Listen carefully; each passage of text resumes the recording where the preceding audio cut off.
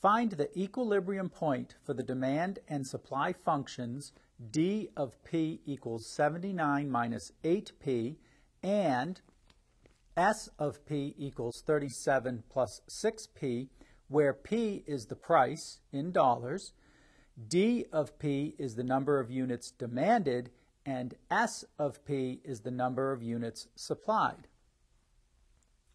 So we have our two functions for demand and supply. The equilibrium point is the point at which d of p is equal to s of p.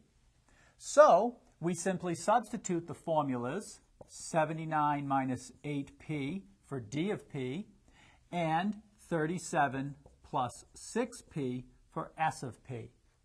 And we now solve this equation for p. Let's add 8p to both sides. 79 is equal to 37 plus 14p. And subtract 37 from both sides. So 42 is equal to 14p. Then divide both sides by 14, and you find that p, which remember represents the price, would be $3. Now we have to find the actual amount that's both supplied and demanded. It is the same because this is the equilibrium point, so you can use either formula.